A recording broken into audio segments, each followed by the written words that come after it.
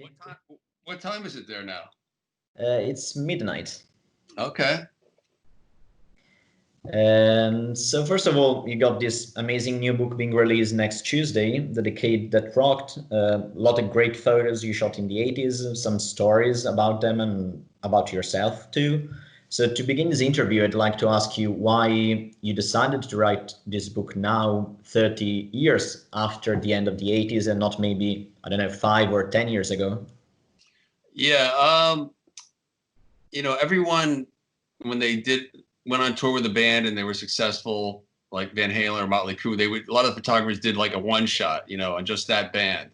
And I had the opportunity to do it, but I just didn't want that to be my first book. And then, years go by, decades go by, and I just wanted my first book to really tell my story, represent my story. And I just waited, I knew it would be a really big achievement to do, and it would like really take some time and some headspace that I needed, and I wasn't really ready up until like 7 years ago, to be honest with you. So it was supposed to first be another kind of a book where we just did photos of bands with like big hair and like making an easy book. And then I thought to myself, no, it's too easy, and I kind of challenged myself, and I just wanted to let it be like a narrative, and with some help with my rock star friends that were my subjects. We did interviews with all of them. There's not a lot on them. I thought there's going to be more in the beginning, but they're just little quotes now on the side of the pictures. So starting from the beginning, you began shooting concerts, sneaking in your camera to shows when you were around 14, 15.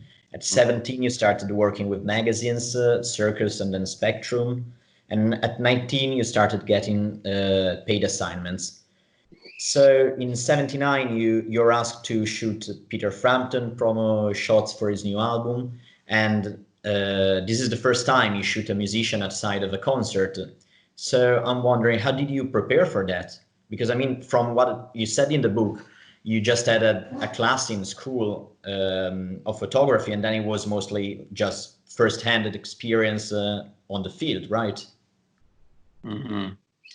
I just wanted to, shoot concerts, and I just wanted to meet people, and I just loved being around all these new people. They were all my new friends, and I just took to it. I didn't even know it was going to be a career until not until I was like 20. I didn't, I went back to college. I went to college to keep my parents happy. I tried that out, doing this on the side. And at one point I just said, I'm making money at this. And I just made the decision to go full throttle ahead. And anytime I had an opportunity, with someone that I met, I would just, take it to the limit, which I still do to this day. I just always say, you gotta make your opportunities. And luckily enough, the opportunities kind of laid in front of me, without me trying too hard. So I thought, but I made them happen, because I got arrested at a Kiss concert when I was 17, selling my pictures for $1 a piece and selling them at my high school, and becoming this popular kid. Fun, it was fun. Got a lot of attention, got, a lot of attention from girls too, because I was quiet. And then I just, I got arrested at the concert. And then I picked up my magazine that I had since I was 13, Circus Magazine, which is the biggest rock magazine back then. And I just looked at the address inside, and I just went there, knocked on the door, and they let me in. And the secretary took a liking to me. And she says, hang around till the art director comes out, and he's off deadline. He's in a good mood. So, and I just waited and waited a couple hours, and I saw him. He shook my hand. He saw my portfolio, and he told me to do this and do that, use this film. And I came back in the summer, like maybe 6 months later, when I had some pictures of Ted Nugent and Aerosmith, and they needed pictures there because they weren't letting a lot of photographers shoot them at the time. And I snuck my camera in again, and I left it in their office. And 2 months later, it was in centerfold in Circus Magazine. And that's what kind of like launched everything. And then their management company saw it. Steven Tyler saw the picture. He liked it, so it just kind of like like organically just happened, you know? So a few pages later, quite at the beginning of the book, you mentioned the shoot you did with Eric Bloom of Blue Oyster Cult. And you say that after the shoot, you talked with the manager of Black Sabbath, the tour manager of Black Sabbath, to see if they would do some quick photos. And this is something you mention often in the book, how you took every chance you had to shoot bands, whether they were support acts at the concerts you were shooting, or just any bands you had the chance to shoot. And these are, I guess, impromptu shots. You just went there and asked if you could shoot them. So I was wondering, what did you do with this photo? Were you like just shooting them and then planning to sell them to magazines, or just keeping them for yourself? Yeah, well, I guess at that time I was starting to get assignments from Circus Magazine, and actually that assignment, uh, Lynn Goldsmith, who was a photographer who had a photo agency, who was kind of helping me out, like get a little more access. She couldn't make the show, or she didn't want to do the Eric Bloom, the singer in Blue Oyster Cult, wanted a photo of him and his motorcycle. I don't think she could make it, and she said, "Oh, this would be right up my alley." So she kind of threw me a bone. And I went there. I set up my lights. It was like probably one of the first times I brought the studio lights to a concert and set everything up. And I set it up backstage. I believe it was the Garden or NASA. I think it was the Garden in New York City. And Black Sabbath. It was the Black and Blue tour. And when I finished that shoot with Eric, it was kind of like a freelance. He wanted the pictures with the motorcycle because he rode the Harley on all the shows. And then once I was there, I mean, I was working for Circus also at the time, and they let me shoot the show. And when I wasn't on assignment, I would just submit the photos and I would get a space rate. So, of course, I'm going to shoot Black Sabbath, and I'm going to try to. I wasn't accredited at the time, so I just found the tour manager, and I introduced myself nicely and said I'm doing some things with Eric, and I have a studio set up, like some lights. Can I get the band to pose for a few minutes? And they said yes. They were nice, you know. And Ronnie stayed behind, and we had a nice chat. Ronnie's just a really nice, humbling kind of guy that makes you feel like you're important, and he's kind of like a father figure to a lot of the rockers, and like with me too. We're an older brother, and he just, you know, after the band left, Tony Geezer and who was the drummer? Vinny, I guess. Vinny. Yes, it was maybe Beale still in 80. Yeah. I guess. No, it was Vinny. It was Vinny. Vinny already. Okay. Yeah, of course. And so they left, and Ronnie stayed behind. He goes, "You sure you got everything? You know, everything good?" And we had a little talk. I said, "Well, I love to do some solo photos with you, you know." He goes, "Sure, Mark." And that was the full page in the, you know, in the book. And then from there, next tour came around, and I started working with them. They liked my photography. I worked for other magazines like Us Magazine, which is more of a mainstream magazine, Human Interest. So they were starting to do like some of the rock and roll. So I was the guy there, which got me a lot of access. And they gave you a little more time, and then it gives you a chance to get to know you, and then after that it just snowballed. He went solo in '83 the following year, or a couple of years later. I set up a photo shoot for the Holy Diver, and we just through the years and the decades, and even to when they did the Heaven and Hell reunion tour. They asked me to do the photos for the packaging. So all the photos are all my photos. And that was like the last photo shoot they ever did together. Mm-hmm. So something I've always been amazed by is how it seems that almost every iconic photo of big rock and metal bands in the 80s was shot by you or by Ross Alvin too. How did that happen? I mean, were there just very few photographers who would do this kind of bands, or were you just the best at connecting with the bands and at getting the kind of shots that they needed? Well, there was three of us actually. There was Niels Lozauer on the West Coast, and there was me on the East Coast, and Ross in England. And we all had our own little niche, and we're all so different, you know, but we worked very competitive.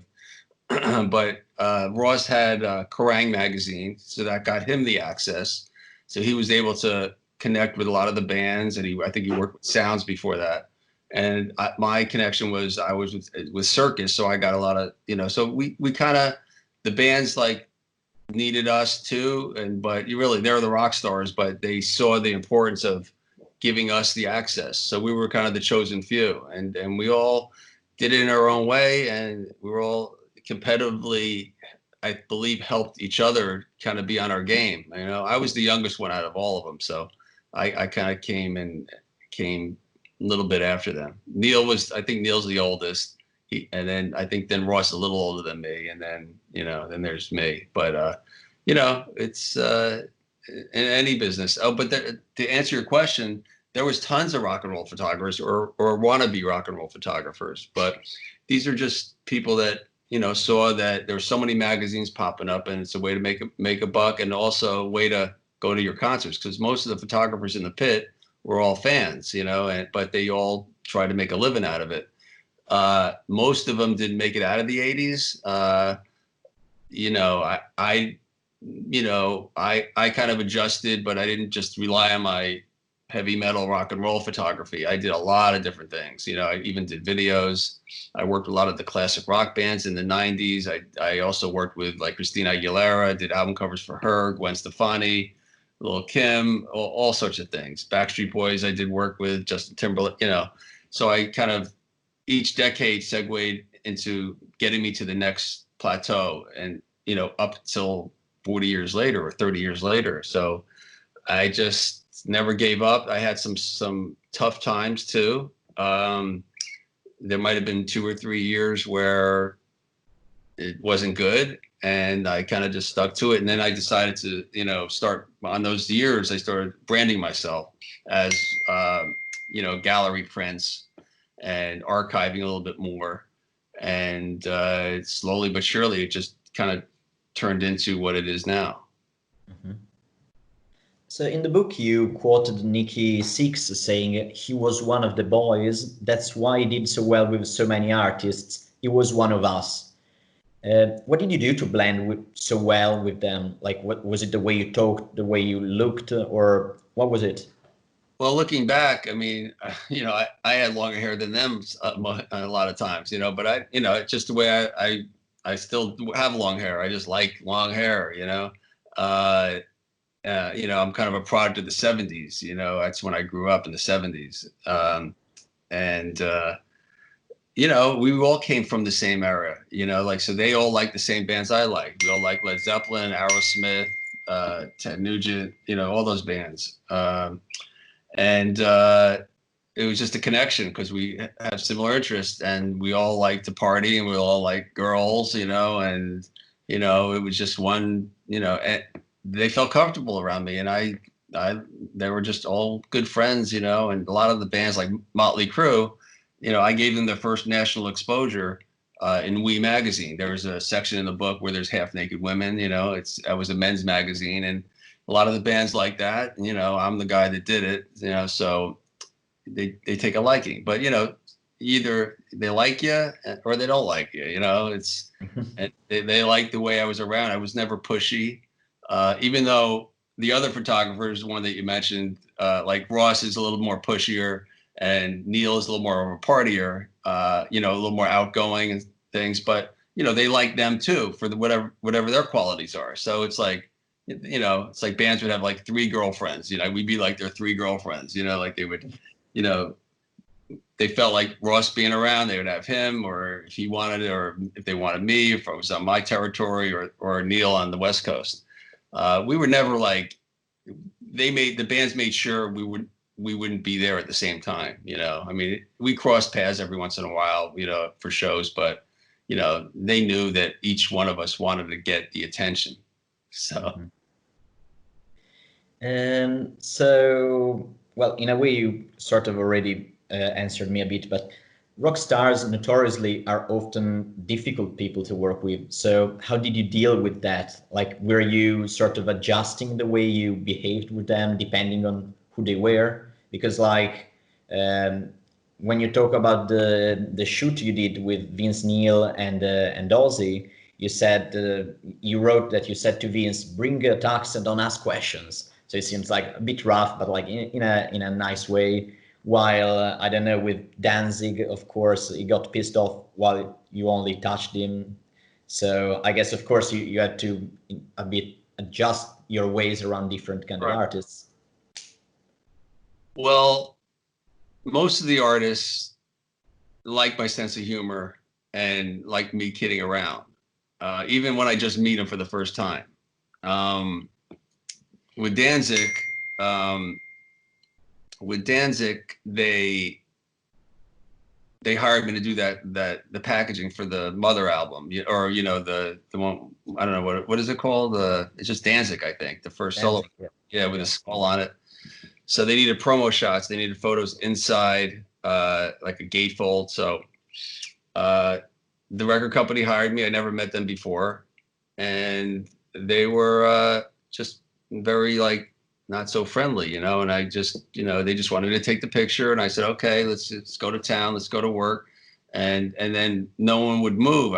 First of all, I would put them in the position so they look right. It's like there's 4 guys, and they're all different heights. Glenn's a little smaller, so I brought him forward with a lower angle. So I did my little photography tricks with perspective. And then when I had them all in this lineup, then it's to work on the attitude. And they weren't like giving me anything. And they were giving me the attitude, but they were kind of like heads were like cropped back a little bit. And I needed them to move forward like that because the chins were kind of doubling up. And they wouldn't listen, and I just kept saying, just lean forward, like you can't hear me. I always do that, like lean forward, because it helps this, that. Even if you don't have a double chin, it helps the jawline and everything in the right angle. So it was like I was talking to a brick wall. So then I would come over and I moved one guy, I twisted his arm, his thing, and he was looking at me like, but he let me do it. And I was kind of kidding around a little. Usually I would like tickle him a little if it was one of the bands that I knew, like, and kid around. But I knew I wasn't going to go there. But then when I got to Glenn, third person in, he's like, don't touch me, And I'm like, all right, dude, and that was it. So then I went back and I took the pictures and I said, all right, we're done. They ended up loving the photos. They used them. But I found out from the record company the next day, they were like, I said, how did everyone like the photos? He goes, oh, everyone loved the photos, but what'd you do to piss, Danzig off? And I was like, oh, maybe because I moved his shoulders a little. And he goes, oh, you shouldn't have touched him. I'm like, all right. And so talking about specific artists, Bon Jovi is an artist that you had a lot of history with. You shot him almost by accident in 1980 with one of his first bands. Then you went on to work with him for some of his most famous works, including the cover of Slippery When Wet. And I think a very interesting thing that you mention in the book is how when the first time you shot him in 85, he said he couldn't believe he was working with you, like showing how established you were, even though you were just 25, I think, in 85. And like almost like being shot by you was a sign of how big a musician you were or you were getting. So tell me a bit about your relationship with him. Well, yeah, I didn't like when I shot him when he was 18 years old. I was shooting Southside Johnny, and Southside at the side of the stage, I was photographing him drinking a beer, watching John, who I didn't know was, and he's like, you should be shooting that kid. And I thought he was just trying to get rid of me. So I said, all right, and I went and took some like a roll of film of it. It was our last song, and then it went in the files until later on when I realized that I had photographs of the rest, and I didn't know who the rest was through the 80s, but today I knew, 10 years ago I knew when I was putting the book together, because I just found out, his history a little bit. And then fast forward a couple years or 3 years, and well, in 1983, I was hired by ZZ Top to shoot them at Madison Square Garden. And while I was in the photo pit, I got there and the opening band was there. And I always, want to just get loose and take photos. And I saw Bon Jovi and I never really heard of him. I heard him a little bit. Actually, I heard him on the radio. They just won this contest, the APP, I think it was called. And I just, shot a couple rolls of film and I thought they were good, and I found out a little bit more about them. And I knew the song Runaway was starting to be a big hit. And that was kind of it then. And then fast forward 2 more years, I was working with Motley Crue in LA with Doc McGee. He said, I have this band I'm managing called Bon Jovi. They're from your neck of the woods. You know, they actually, you know, grew up where I grew up, like the couple towns over. And, you know, they were a few years younger than me. So, you know, it's not like we went to school together or anything like that. But, you know, we came from the same cloth, you know, the Jersey Shore, and we knew the same thing. So we kind of connected when Doc hired me to do the publicity photographs for Fahrenheit, the 7800 degrees Fahrenheit album. And so that's when we first met. And that's when he said that, you know, when I said to him jokingly, one day you're going to tell me to get the camera out of your face. So, you know, they were in awe, you know, because I was in Circus Magazine all the time and they wanted to be in Circus. So, and all the other magazines, Faces and Hit Parader and whatever else, other rock magazines there were. So that was the beginning of it. Then they exploded pretty quick. They went to Farm Aid. Doc had me go to Farm Aid with him. So Doc just wanted me to document and get him in as many magazines as possible. So when we got to Farm Aid, it's like everyone wanted to be photographed with John, you know, Chris Christopherson, Willie Nelson. I mean, there was, you know, he was like this little, you know, budding star. And then, you know, short time after they did Slippery When Wet. And I was there at that point, you know, we were friends and, you know, everyone hung out and I went on tour, did pictures for posters and things like that. And then when we were recording Slippery When Wet, they wanted me to go out to Vancouver and we had this concept, Wanted Dead or Alive. And that ended up being like 3 or 4 different photo shoots that turned into Slippery When Wet. But it was just about, you know, relationships. And I was the guy, you know, I was the guy up until probably 96, Keep the Faith. And when they cut their hair, I went on the South American tour in 96 for 6 weeks with them.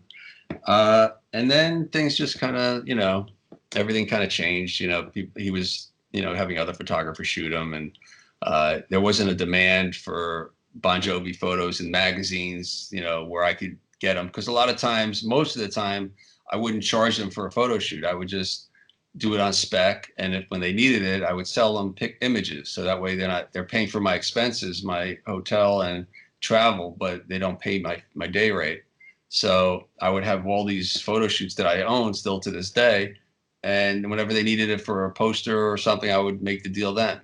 And kind of at the end of the 90s, it wasn't that lucrative for anyone really, because, you know, they just needed a photo for their album cover and that's kind of it. You know, they didn't need them every 2 or 3 weeks, a new photo shoot. Back in the 80s, you couldn't have enough of whoever was hot at the time. Mm-hmm. So you shot an incredible number of legendary artists, and I think there are a lot of interesting things that you could tell me about them, but I guess we have to make this interview last many hours. So there are only 2 musicians that I'd like to ask you a bit more specifically, because they died young and they became legendary. Many years later, they are still inspirational to many. The first one is Randy Rhoads, of whom you took a portrait, which I think is very famous, of him with his arms crossed, and also a bunch of other photos with Ozzy and his band. How was he like, and what was he like to work with him? Yeah, that photo was shot at the Capitol Theater in '81. It was they used that in Rolling Stone when when they announced it of his death. So I was really honored that they did use that. And I like that photograph because he doesn't have his guitar. It's just him, you know. He was just very soft-spoken. I didn't really get to know him, honestly. You know, he was just around and we didn't do a lot of photo shoots. I wish, you know, we would have and got to know him better because of all the things I heard about him. But no, I don't really have much to say, just that he was very humbling and very to himself. And I know I became very good friends with Kevin Dubrow, who was his best friend. And I heard all these stories about Kevin, like, you know, they had this love affair, you know, they were like brothers. And so that's kind of my only insight I have from Kevin's perspective. Mm-hmm. And the other one I wanted to ask you about is Cliff Burton, which of course you were lucky to shoot, because I think the first time you shot Metallica was during the Master of Puppets tour, so shortly before he passed. So how was he like? Yeah, he was another very quiet to himself, but he was kind of goofy too.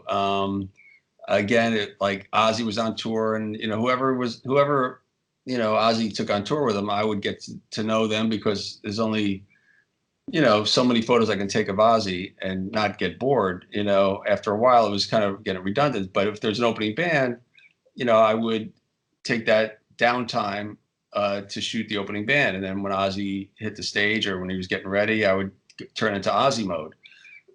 So, Metallica was on the road, and I made myself, known to them. I introduced myself to the guys, and I said, I'll be on the road here and there. I like to take some photos. I'll show them to you before I release them to the magazines. I'll show them to you, and then we'll get them out there. So that's how I developed that relationship. And then he passed away, in the bus accident. And I got a call from the record label, and they asked me to do publicity shots over in San Francisco where they were rehearsing with Jason.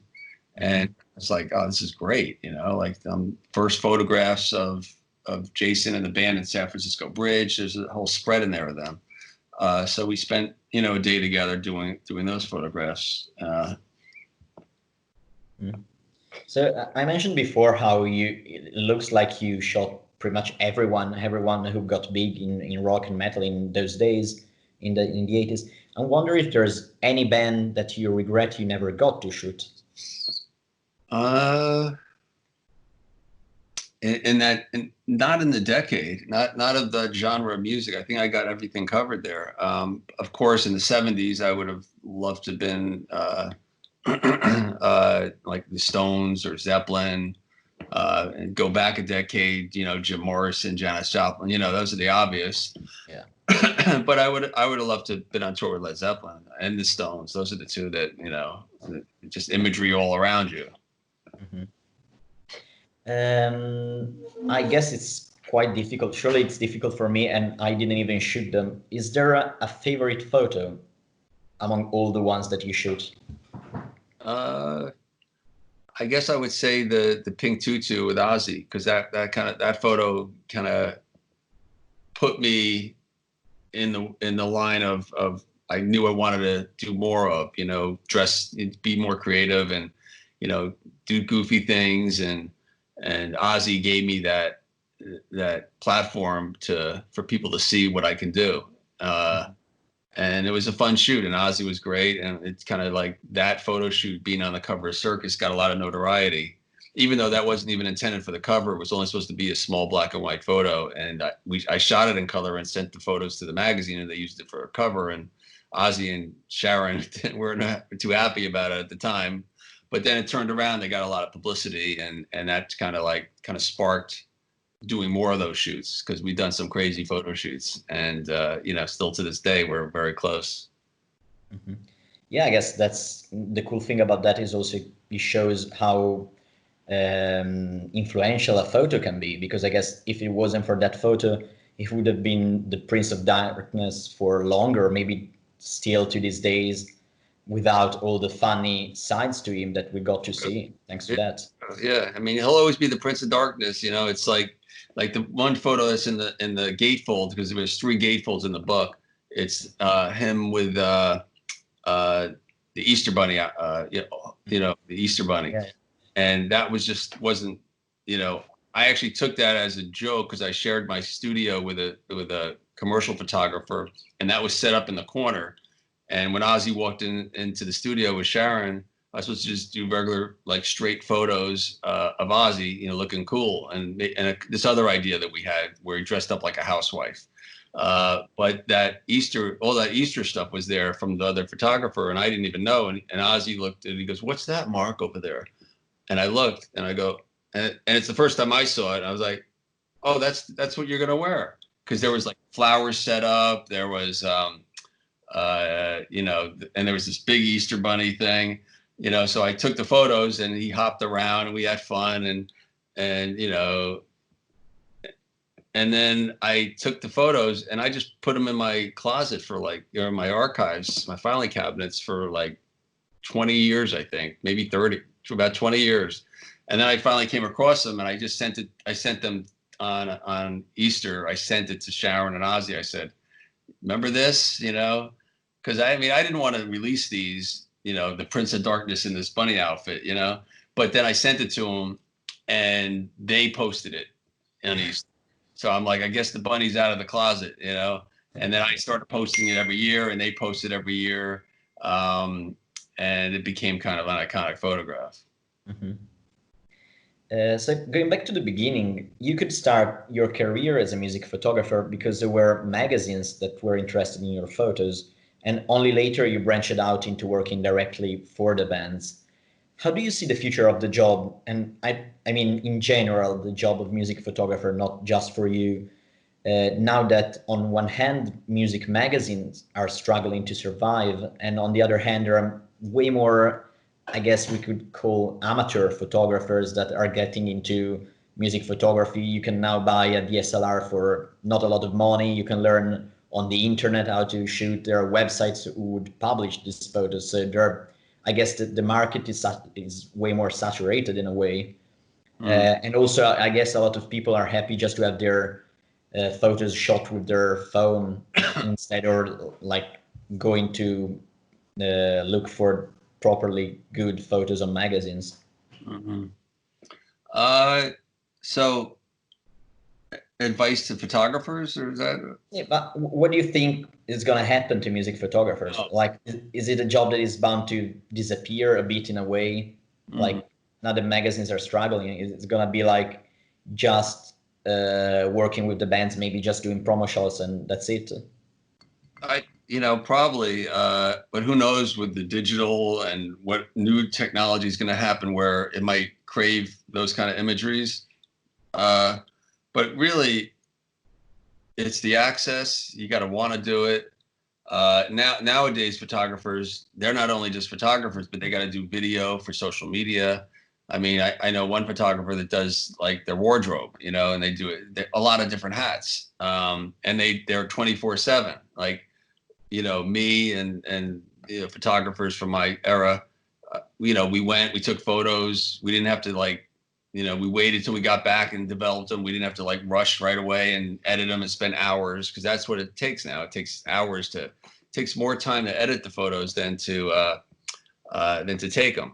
Back then you took them and you went out and partied and with a band and you put the photos in a bag, and a week or 2 weeks after we're on the road, then you get them developed, and then you edit them with a light table and a loop and the whole deal. I mean, it was kind of monotonous too. It has its pros and cons, but today it's like, if you like doing it, just do it. Create what I would say is create your own brand. Create your own website. Let your photos, if they're that good and if you're good at it, just create something special online, because that's where technology, and that's where big companies and corporations, go for advertising, for mailing list names, it all goes there. So, if you can afford to, live out your passion as a photographer and rock and roll or whatever it is, just create something online, create your own something special website, whether it's a blog or, I mean, right now all the websites are kind of looking the same. So come up with an idea that's something special and different, or whether it could be just a name, just do something where it's you, and then you're not working for anyone, you're just working for yourself, and it will give your own self esteem, and it'll make you, let it make you happy. And if you're happy, then other people are probably going to gravitate to it, because they're probably feeling the same way you do. Mm-hmm. At the beginning of the book, you say at the end of the 70s, a lot of people thought rock and roll was on its way out. And you say that the big acts of that decade, bands like the Stones or Aerosmith, were in a period of transition, and that allowed for bands like AC/DC and Van Halen to rise. And I was thinking that this sort of happened also in the next decades. Like in the 90s, it was bands like Nirvana and Soundgarden, but also Pantera. and so on. And between the end of the 90s and beginning of 2000, it was like Linkin Park and Slipknot and System of a Down.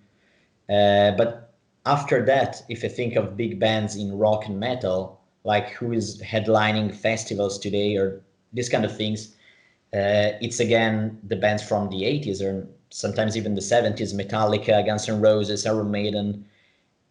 Talking specifically about rock and roll or in general rock and metal, do you think this time it's actually on its way out?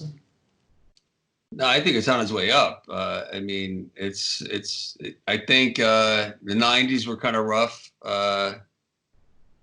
In 2000s, it got everything changed. They had the Linkin Parks and uh, you know, there was a little bit harder edged music, but then I guess in the last 10 years, it was all over the place because of the internet. There's so many bands, then so many bands that are even playing arenas that you don't even ever even heard of.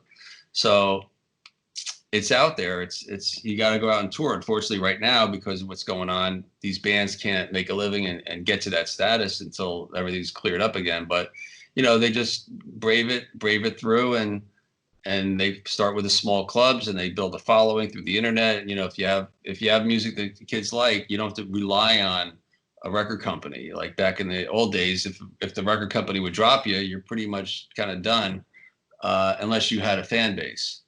Right now, it's because the record companies, MTV, and the whole marketing was, you're going to get big pretty quick, and that's what happened to a lot of the bands I shot.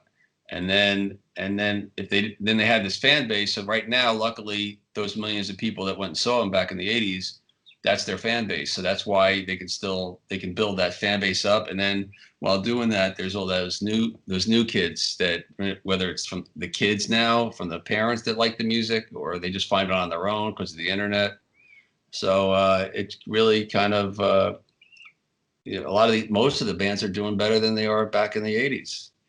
I mean, back then they were big for a good 2 or 3 years, and then they kind of fell out. Of course, Bon Jovi, Motley Crue, Poison, and bands like, and there's probably a handful of bands that Metallica and Kiss, that kind of braved through everything and kind of kept a certain level of success, where a lot of the bands like White Lion and LA Guns and Winger, they had to slowly build up back, and they're back. Sometimes there might only be on the cruise, like Monsters of Rock cruise, they come out, and that it keeps those fans happy and satisfied. And then when they might do weekend gigs where they fly in for the weekend, and something that can support them. They might not have the big houses and the boats and all that, like they probably thought they were going to have back in the '80s, but they're not pumping gas. Mm-hmm. So I just have one final question. That Decade the Rock is a photography book, of course, and it focuses mostly on the photos. But there are also all these stories, which I think are really interesting. And of course, there are a lot of photos of bands that you didn't have, I guess, enough space to write about. There are so many photos of like Anthrax and Slayer and Sabotage, which is another band I love. That you didn't write anything about. I was wondering if you already thought or think you might do a second book sometimes in the future with more stories. I mean, this is my first book. I learned a lot. It came out exactly how I wanted it to at the end of the day, except, I did design this for 600 pages, and it was only supposed to be 278. And then we edited it down to 400, which I was really thankful for Insight Editions to kind of go up and give me those extra 120 pages and the gatefolds. And, they saw what I had, and they believed in it and the dedication. And,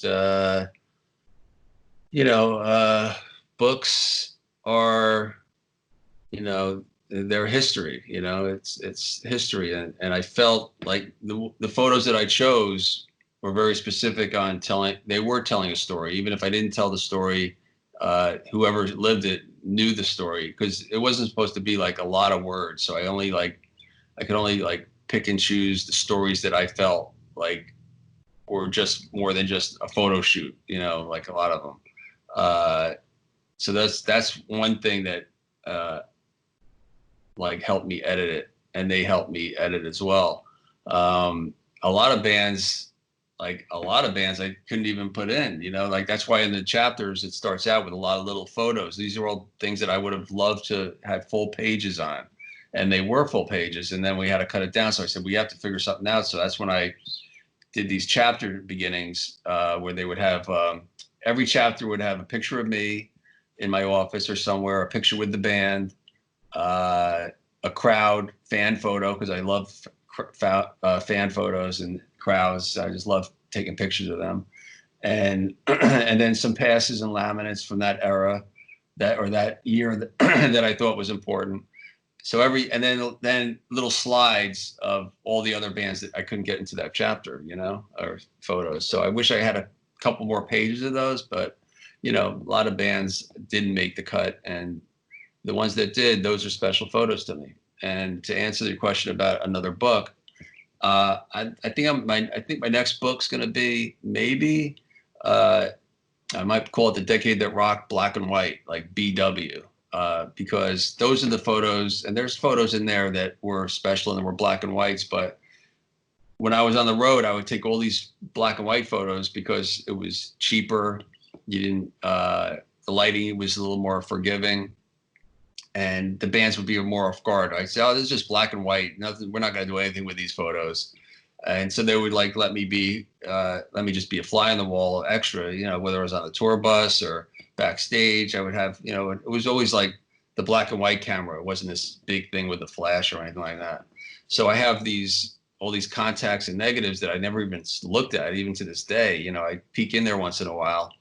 And I think I could make that a book, like call it, you know, BW, The Decade That Rocked BW. So it'd be more like on the road, where this book is more stylized photo shoots, album covers. This next book would be more nitty gritty black and white. Yeah, I think that would be great. Like for music lovers to see these very candid, fly on the wall sort of things. I think that would be really interesting. Mm-hmm. Okay, so this was my last question. So thank you very much for your time. It's been great to talk with you.